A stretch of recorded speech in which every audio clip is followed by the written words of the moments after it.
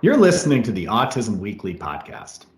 Each week, we share community voices and bring light to stories that increase awareness, acceptance, equity, access, and inclusion across the autism community. If you haven't already, subscribe to join the Autism Weekly family. I'm your host, Jeff Skibitsky, and I'm excited to welcome Mishka Sibert. Mishka is coming to talk to us about her journey as an autism sibling and advocate. She runs a business with her brother Samko called Happy Autism. We're so excited to learn from her. Mishka, welcome to the podcast. Hi, thank you for having me on your beautiful podcast. I'm so happy to be here. Well, we're excited to have you as well. And one of the things that I love to be able to do is get to know our guests and to know their journey through autism. And this journey for you is heavily involved with your brother. So tell me, what was it like growing up with a sibling who identifies autistic? That's a good question. I'm actually writing a book about this journey. And I was writing about this story a few days ago because I get asked this question a lot, and I was thinking like, hey, wait, I realized what was happening in my life, in my mind, my soul, my heart when what was the experience when my Samko was diagnosed. He was diagnosed when he was 2.5 years old. I was around 12, so I was a teenager, going through my own teenage stuff. And and the thing is, like, I didn't really know what autism is, to be honest. Now we are on the autism journey for 20 years, but back then we didn't have information. We didn't have resources, right? And we in Slovakia, that's where we originally from. There's not much still, but we didn't have schools, kindergarten, anything like that. The only main thing we really realized was that Samko wasn't speaking for his age. He was already supposed to be, pretty verbal. He was 2.5. And people were telling us, oh, yeah, well, he will start talking later. Maybe that's, not a big deal. But then my parents went to a psychiatrist for children, and she diagnosed him with autism. And I didn't see difference, to be honest.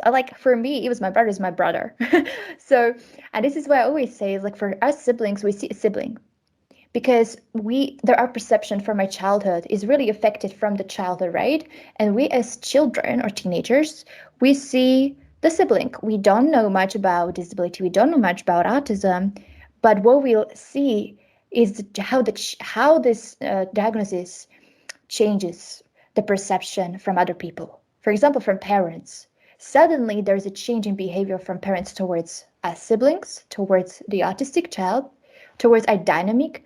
And what's even more, that's like very influential, but what's even more influential is the reaction of other people, the ableism that's happening.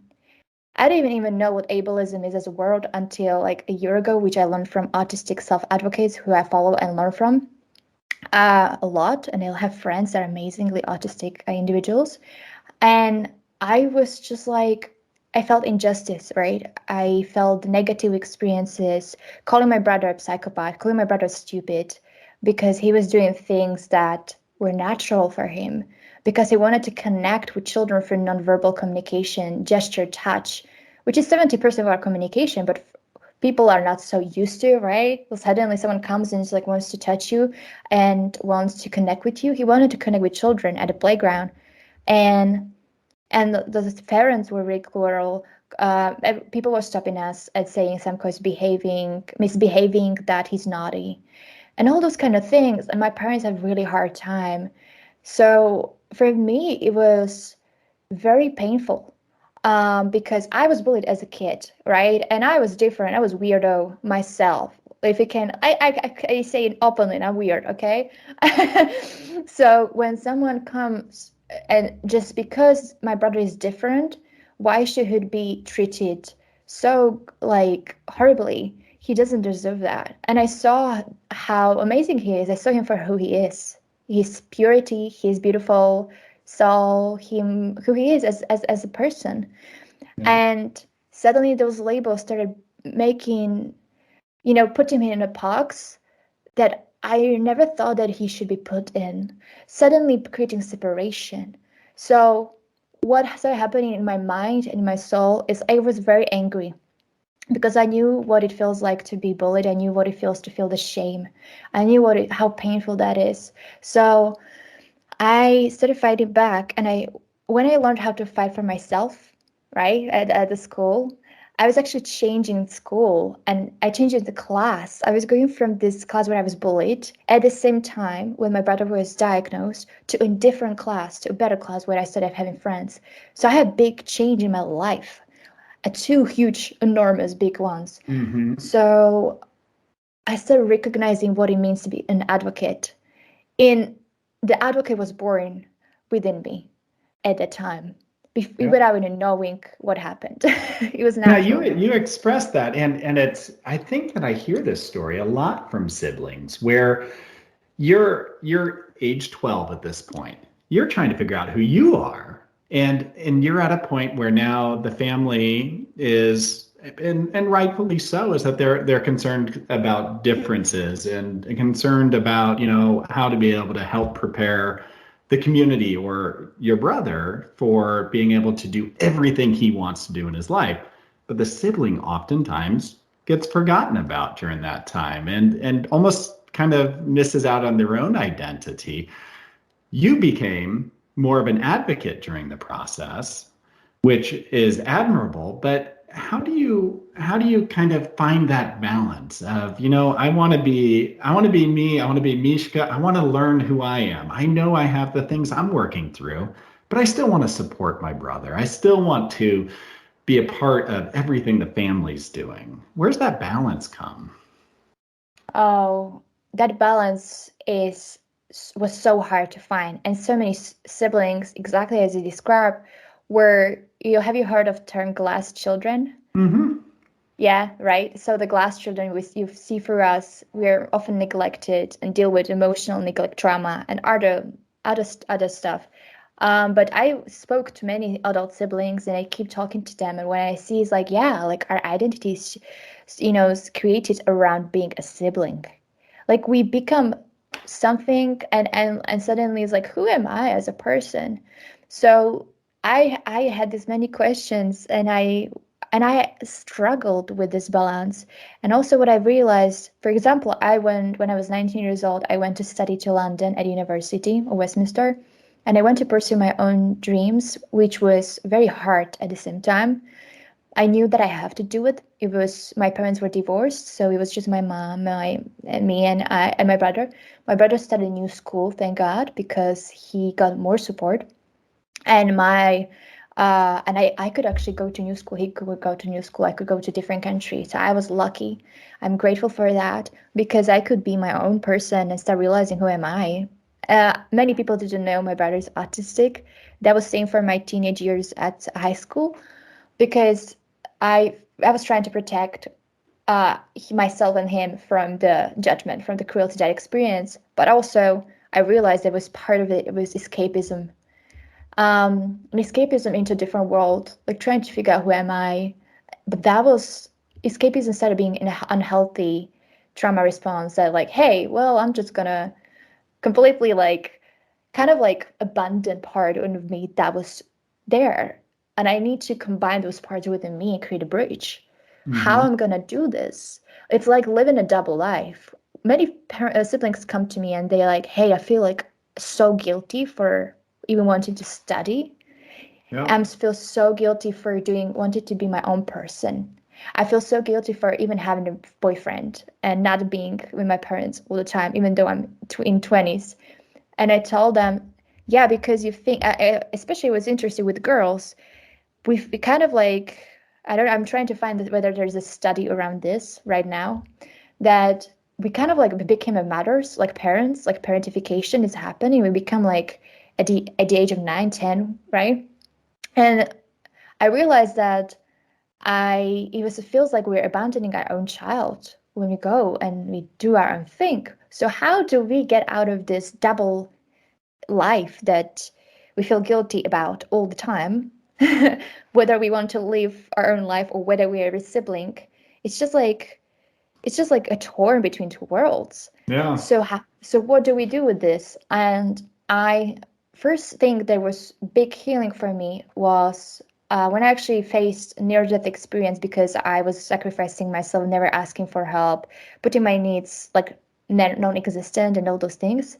So I realized that was a big aha moment for me. I was like, hey, I need to start discovering why I'm behaving this way. So for me, it's going deep into psychology, going deep into realizing why is this happening and doing research, talking to siblings and bringing awareness to the why those things are happening, right? To the core. And that really realized me, oh, I'm not alone. I'm not crazy. I'm not broken. Like, okay, we were crying, like we were literally on a call with another siblings, and we were crying because we felt like finally someone understands us. So we are not crazy. So this is normal to feel this way. My parents didn't know about these things, and nobody knew about these things. I was like, why am I the only one that wants to get a therapy? Like, why am I the only one that starts questioning these things? Well, that So sense of responsibility that you were talking about, and putting that on a 9, 10, or I mean at your age, 12 at that point, yes, is that's a tough burden to take. And yes, and you take on, like you said, almost that parental responsibility is that you have yes, to take care of your sibling. And I think we all have that with our family, but it's a little bit different when it's trying to protect. And you shouldn't have to protect your brother, like, I mean, but the world wasn't ready to be able to kind of create the same opportunities and the same embracing that they give to neurotypical children at that time. And I think that is hard because the guilt is there, and the connection that you're making now on being able to take your personal experience, your knowledge set, and tie that back into that love of your family and the love of your brother, I think is invaluable. So, how did that pivot happen? How did you go from this environment of, I'm guilty, I feel like, can I get away to school? Is my brother going to be okay? To getting that education, turning it into such a valuable experience, and now running a business with your brother, not for your brother, with your brother. How did that happen? I love what you said about the wording with my brother and not for my brother, because in the beginnings it was for my brother. It was our Instagram handle was some called Sibert, and it was about his art. And I was again, yes, let's support my brother because he has no possibility for employment. So there was again like, yeah, let's do something meaningful. I was burning out, right? I just had this idea. I was actually going through depression, anxiety, panic attacks, so many things. Like it was hitting me hard. I was working 2 jobs in London when this was idea came in. It was 2016. So I was like, yeah, let's do something good, something valuable for my brother. And then I tell you what, funny thing happened that yes, so Ben Affleck received our T-shirt because a month after I got this idea, like I didn't have business, I just had an idea. I wanted to do something good, and I told my friend because I worked in media and I studied television production, so I had connections in media, and I wanted to study and be in media because I wanted to use it for good. I wanted to spread empowerment messages to help people. So I'm just like, yeah, I tell my friend, hey, I've got this idea. I'm doing T-shirts about this art because I want to show the world what amazing things people that are autistic can do, and they're able to shoot. I want to show them, hey, you don't have to judge them. You can see them how awesome they are. And my friend was like, that's cool. 2 weeks later or so, he messages me, hey, I need free T-shirts. I need and I'm like, okay, can I ask for who? Because we were just had like samples weren't selling them yet.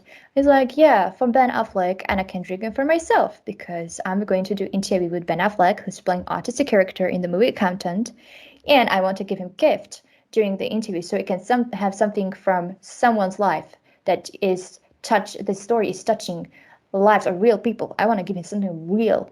What a better way to give him a gift from someone that's autistic?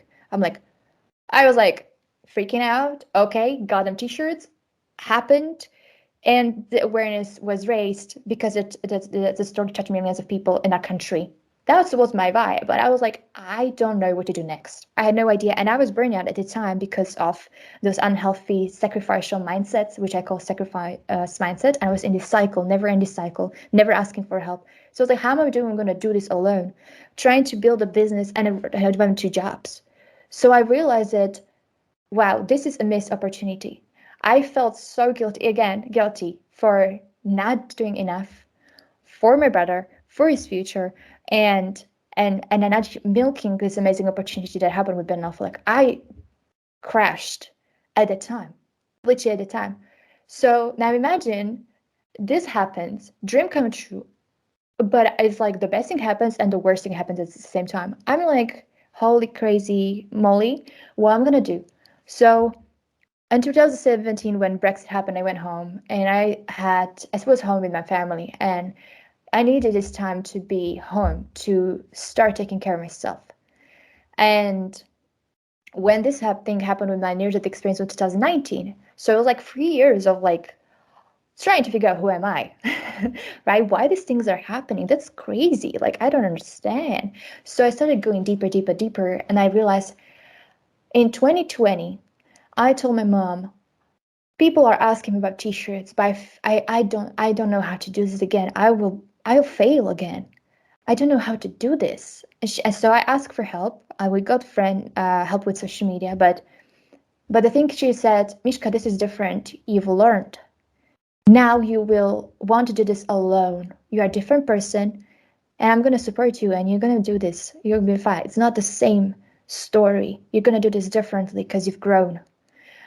And so in 2020, I was like, okay, fine, no expectations. We're gonna start it. We launched it when the pandemic started because we wanted to bring joy, hope, inspiration. So we brought the story Ben Affleck, and we're like, hey, this happened. Cool stuff, right? I hope it's gonna inspire you. I hope it's gonna bring you joy and hope in these times when not only you've got so much unknown with autism, but also there is pandemic happening, more unknown, more stress. Let's just bring you some sunshine and joy because that's what we want to do. So we did it together. We started doing things together. I started sharing my perspective naturally because I just needed. I just felt like I'm not showing people the true, like who we are, our story. I felt like I'm just showing one part without showing the other, which is the sibling.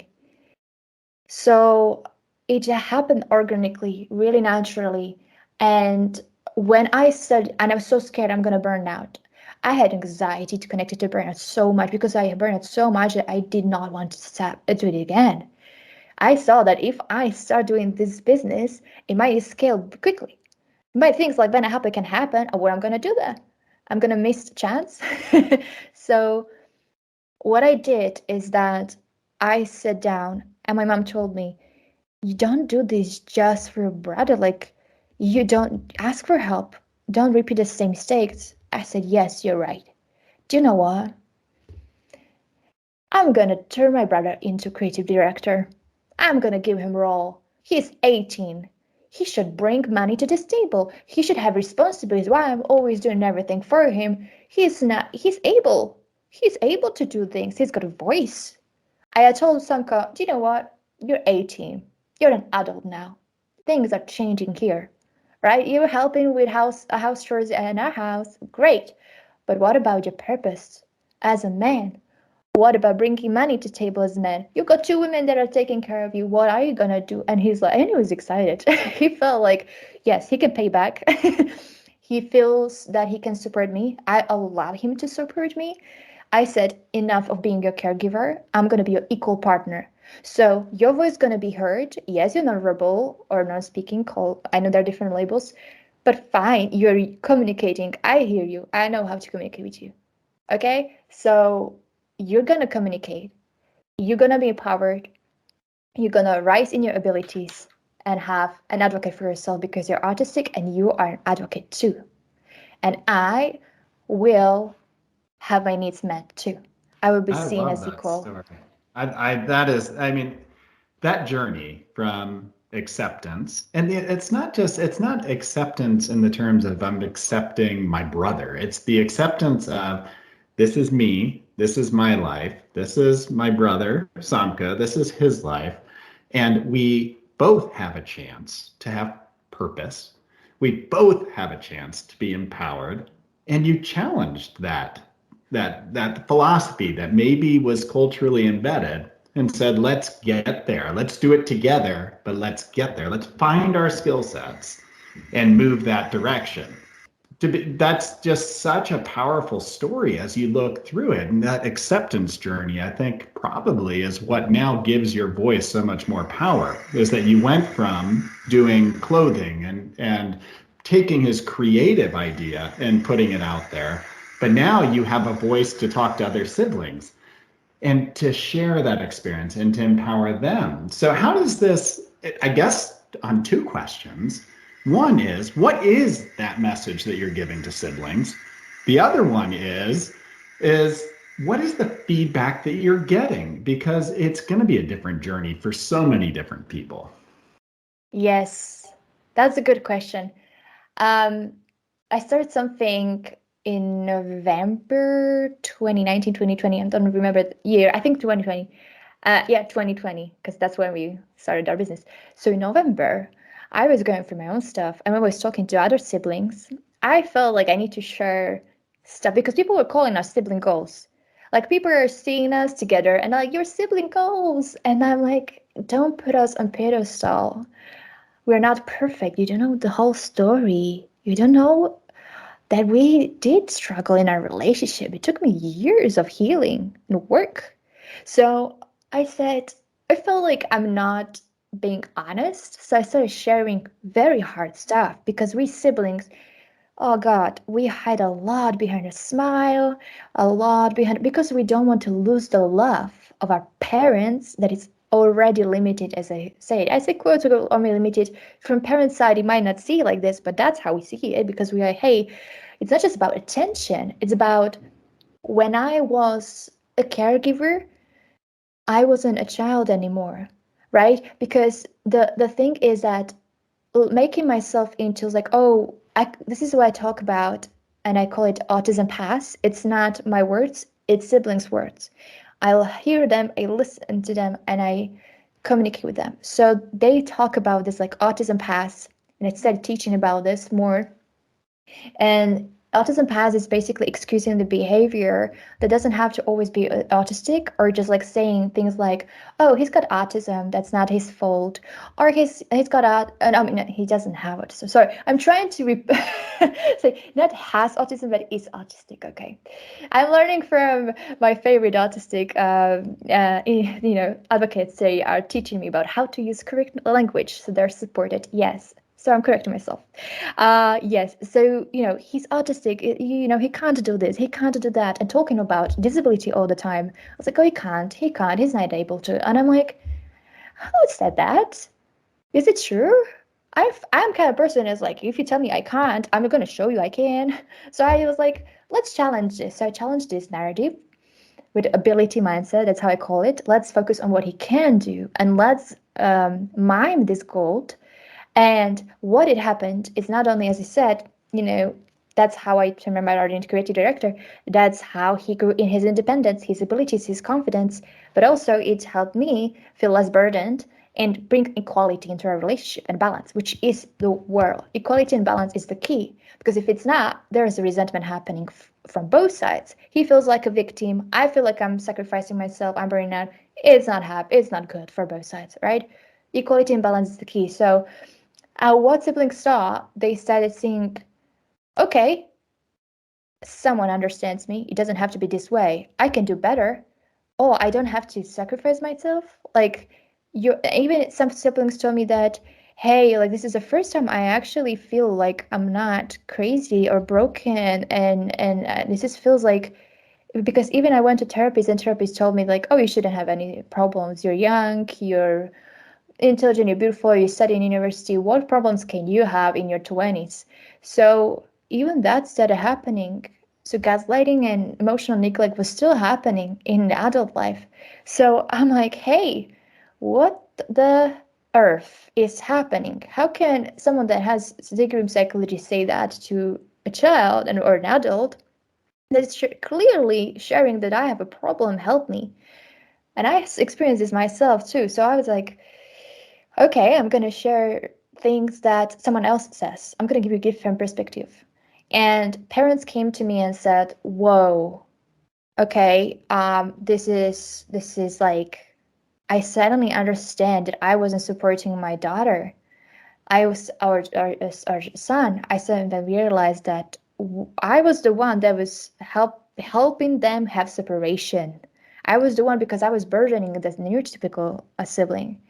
Suddenly, when I show them different perspective, I teach them about this, I give them tools to navigate this. They're like, they say that their children have more loving relationship, that the siblings, the neurotypical, feel more supported, and there's more connection, more laughter, more joy. And this is the happy autism, right? That's why I call it happy autism. It's for the families. It's for the mothers to know what to do. It's for siblings to feel heard. It's for autistic to feel equally empowered. It's for each member to feel happy and equal. So siblings.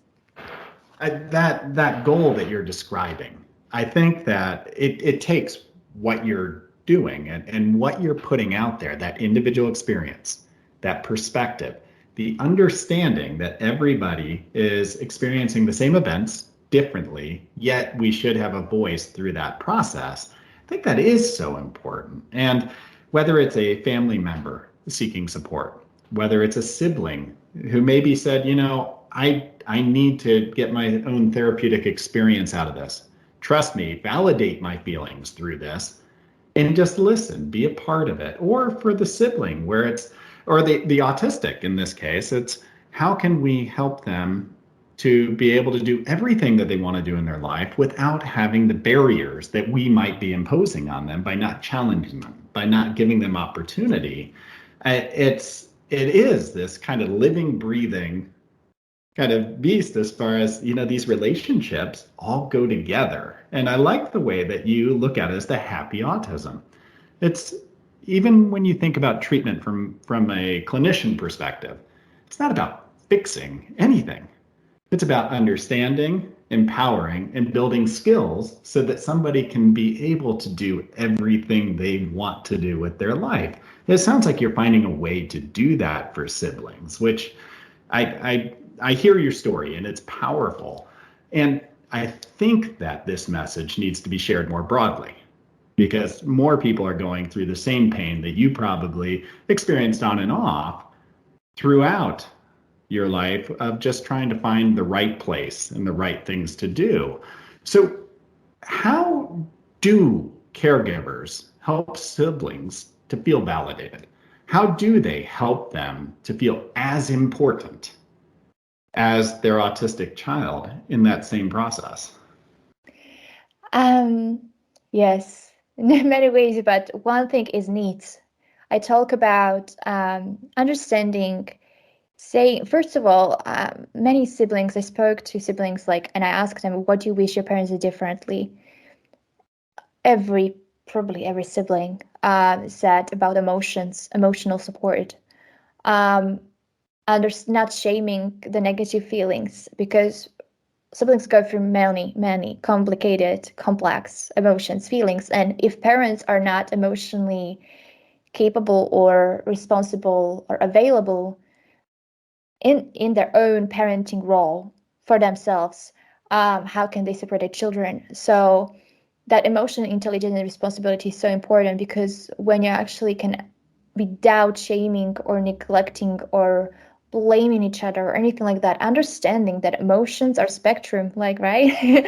So welcoming them, helping their children with emotional regulation, that's just one thing. First thing. Second thing, not making sibling into savior. That, hey, when mothers struggle asking for help, what they do, I called it that they sacrifice their own children who are neurotypical because they think they're more capable. It's like, hey, save me, please. You seem more capable because you're neurotypical, so I'm gonna freeze. If they hold onto a stick when they're drowning, they're holding onto onto the neurotypical sibling. Hey, please save me. And many times they're not aware that I'm doing this. And I say that I challenge this mindset. I say, does neurotypical sibling doesn't mean that you're neurotypical, that they're more capable. Doesn't mean that. We have our things we're going through. We are children too. Please let us be children and communicate with us about our needs. Sometimes those needs clash. That happened in our family too. For example, my mom needed support. She needed support from me, let's say, or needed to be heard, like needing someone to talk to. And I came and I said, I need space. I need to be alone because I'm very empathic, I'm very sensitive, and there's a lot happening. I need to process my own feelings. And then conflicts could arise because when two parties and two people are trying to get their needs met and her be heard, but they're clashing and they're struggle communicating those needs, that's when conflict happens. And on this journey, it's like, yeah, nobody taught me how to communicate my needs or discover them. And siblings have problem with that, and that's why I have something called communication needs guide. We have it for free, and it's also part of our course. But I give this for free as a tool that parents and siblings can go and understand how to communicate.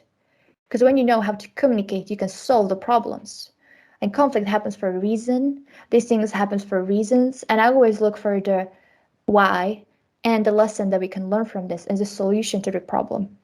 So having something to guide us is very important, something that we can hold on to bring the clarity. That's so true. I mean, and we all have, whether you're neurotypical or you're autistic, is that we all have challenges. We all have areas we're trying to strengthen. We all have life experiences that have changed us throughout that process. And we all have constant things that we're going to have to navigate in the future. And without understanding and perspective and communication, it becomes nearly important and even more difficult to be able to get through. So how do people access, because you said the way that you're articulating this, it really gives a view that not everybody can share because it's an experience that's unique to siblings of autistics and just people who are trying to find their own voice in the world. It's that consultation, that ability to be able to create a community. How do they access that through you, Mishka? Do you provide that sort of service?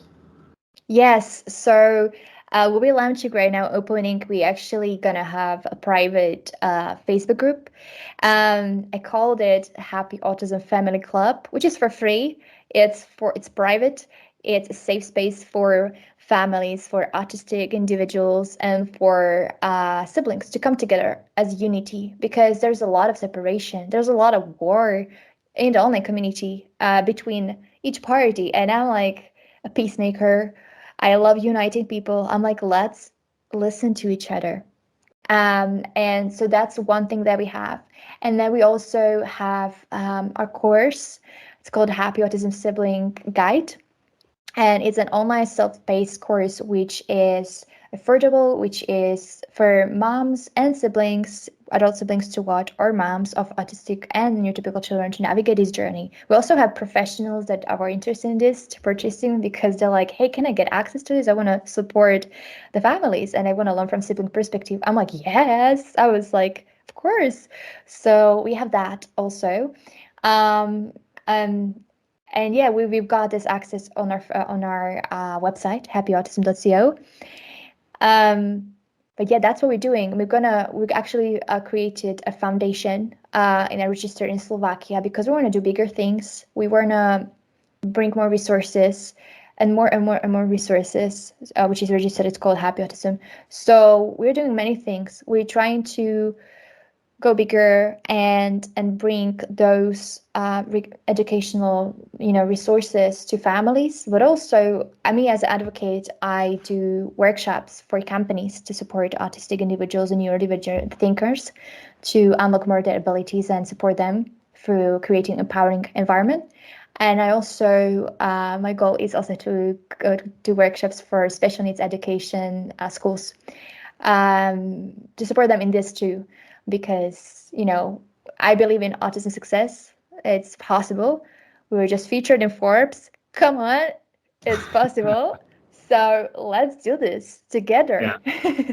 Well, I hope that we can help to amplify that voice for you, Mishka. And you mentioned the various audiences that can benefit from this. And it's being able to connect directly with autistic advocates. It's directly to the siblings.